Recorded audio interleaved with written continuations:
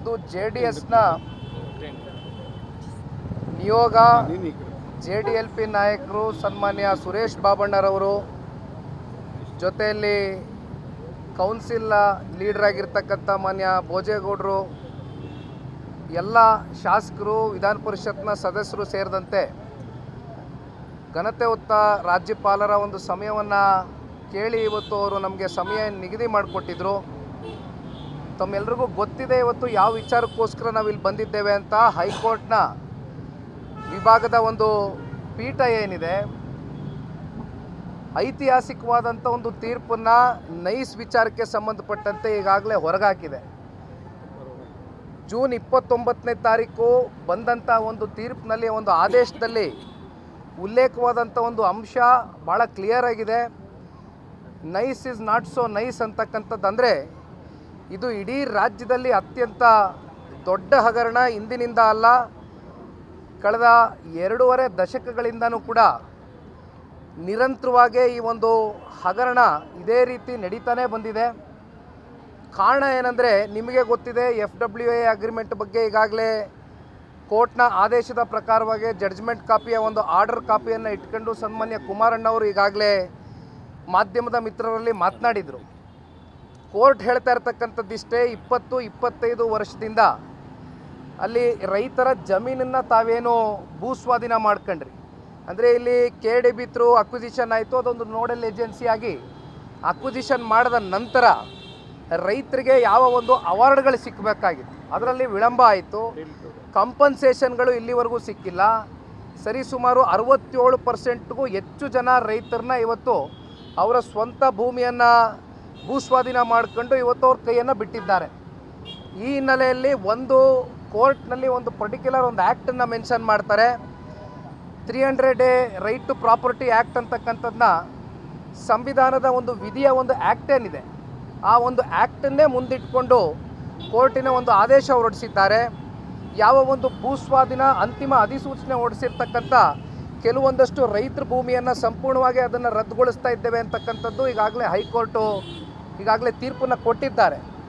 ಆದರೆ ಇದ್ರ ಮಧ್ಯೆ ನಮ್ಮೆಲ್ಲರಿಗೂ ಕಾಡ್ತಕ್ಕಂಥ ಪ್ರಶ್ನೆ ಏನಪ್ಪ ಅಂದರೆ, ಇಷ್ಟೆಲ್ಲ FWAನಲ್ಲಿ ಮೆನ್ಷನ್ ಆದಂಥ ಫ್ರೇಮ್ವರ್ಕ್ ಅಗ್ರಿಮೆಂಟ್ನ ಸಂಪೂರ್ಣವಾದಂಥ ವಯೋಲೇಷನ್ಸ್ ಆಗಿರ್ತಕ್ಕಂಥದ್ದು. 111 ಕಿಲೋಮೀಟ್ರು ಬೆಂಗಳೂರಿಂದ ಮೈಸೂರವರೆಗೂ ಕೂಡ ಯಾವ ಒಂದು 6 ಲೇನ್ ರಸ್ತೆ ದೇವೇಗೌಡರು ಸಾಹೇಬರು MOU ಮಾಡಿದ್ರು ಅಂತಕ್ಕಂಥದ್ದನ್ನೇನು ಚರ್ಚೆ ಮಾಡ್ತಾರೆ. ಅವ್ರು MOU ಮಾಡಿದ ಕಾರಣನೇ ಒಂದು ವಿಷನನ್ನು ಇಟ್ಕೊಂಡು ಅವತ್ತೇ ಈ 6 ಲೇನ್ ರಸ್ತೆ ಬರಬೇಕು ಅಂತಕ್ಕಂಥದ್ದು ಆ MOUನಲ್ಲಿ ಕ್ಲಿಯರ್ ಕಟ್ಟಾಗಿ ಏನು ಮೆನ್ಷನ್ ಆಗಿತ್ತು. ಆದರೆ FWA ಸೈನ್ ಆದಂಥದ್ದು 1997. ಬಹುಶಃ ಅವತ್ತು JH ಪಟೇಲ್ರವರು ಈ ರಾಜ್ಯದ ಮಾನ್ಯ ಮುಖ್ಯಮಂತ್ರಿಗಳಾಗಿದ್ದರು, ದಿವಂಗತ JH ಪಟೇಲ್ರವರು. ಆ ಸಂದರ್ಭದಲ್ಲಿ ಆದಂಥ ಅಕ್ವಿಸಿಷನ್ಗಳೇನಿದೆ, FWA ಏನಿದೆ, ಅವೆಲ್ಲವೂ ಕೂಡ ಸಂಪೂರ್ಣವಾಗಿ ಉಲ್ಲಂಘನೆ ಆಗಿದೆ. ಒಂದು ಕಡೆ ಪೆರಿಫೆರಲ್ ರೋಡ್ಗಳಾಗಿಲ್ಲ, ಲಿಂಕ್ ರೋಡ್ಗಳಾಗಿಲ್ಲ, ಕಾಂಕ್ರೀಟ್ ರಸ್ತೆನೇ ಆಗಬೇಕು ಅಂತಕ್ಕಂಥದ್ದನ್ನ ಮೆನ್ಷನ್ ಮಾಡಿದರು. 5 ಇಂಟಿಗ್ರೇಟೆಡ್ ಟೌನ್ಶಿಪ್ ಮಾಡ್ತೇವೆ ಅಂತಕ್ಕಂಥದ್ದನ್ನ ಹೇಳಿದರು. ಇವೆಲ್ಲವನ್ನು ಗಾಳಿಗೆ ತೂರಿರ್ತಕ್ಕಂಥ ನೈಸ್ ಸಂಸ್ಥೆ ಬಗ್ಗೆ ಈಗ ನಾವು ಕೇಳ್ತಕ್ಕಂಥ ಪ್ರಶ್ನೆ ಇಷ್ಟೇ, ಸರ್ಕಾರ ಯಾಕೆ ಇವೆಲ್ಲವನ್ನು ನೋಡಿಯೂ ಕೂಡ ಮೌನವಾಗಿ ಕೂತಿದೆ? ಯಾಕೆ ಮೌನಕ್ಕೆ ಶರಣಾಗಿದೆ?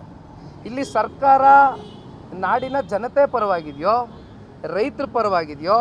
ಪ್ರತಿನಿತ್ಯ ಇವತ್ತು ಟೋಲ್ ಕಲೆಕ್ಷನ್ ಏನು ಸ್ವೇಚ್ಛಾಚಾರವಾಗಿ ಮಾಡ್ತಾ ಇದ್ದಾರಲ್ಲ, ಇವೆಲ್ಲ ವೈಲೇಷನ್ಗಳು ಮಾಡ್ಕೊಂಡು FWA ವೈಲೇಷನ್ ಮಾಡ್ಕೊಂಡು ದಿವಸಕ್ಕೆ ಕೋಟ್ಯಾಂತರ ರೂಪಾಯಿ ಈಗಾಗಲೇ ವರ್ಷಾನುಗಟ್ಟಲೆ ನಾವು ಲೆಕ್ಕಾಚಾರ ಮಾಡೋದಾದರೆ ಎಷ್ಟು ಸಾವಿರ ಕೋಟಿ ಕಲೆಕ್ಟ್ ಮಾಡಿದಾರೋ ನಮಗೆ ಗೊತ್ತಿಲ್ಲ. ಆದರೆ ಯಾಕೆ ಸರ್ಕಾರ ಮೌನವಾಗಿ ಕೂತಿದೆ? ಯಾಕೆ ಇಂಟರ್ಫಿಯರ್ ಆಗ್ತಾ ಇಲ್ಲ?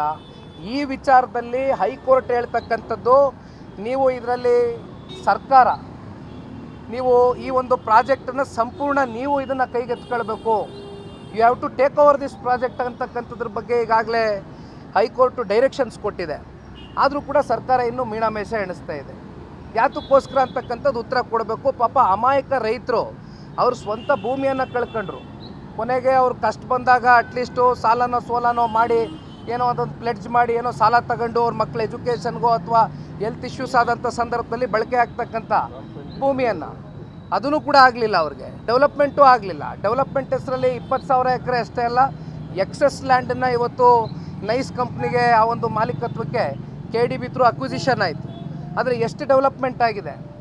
ಡೆವಲಪ್ಮೆಂಟೇ ಆಗಿಲ್ಲ, ಟೋಟಲಿ ವಯೋಲೇಟ್ ಆಗಿದೆ. ಹಾಗಾಗಿ ನಾವು ಗೌರವಾನ್ವಿತ ರಾಜ್ಯಪಾಲರಲ್ಲಿ ಒಂದು ಮೆಮೊರೆಂಡಮ್ನ ಕೊಟ್ಟಿದ್ದೇವೆ.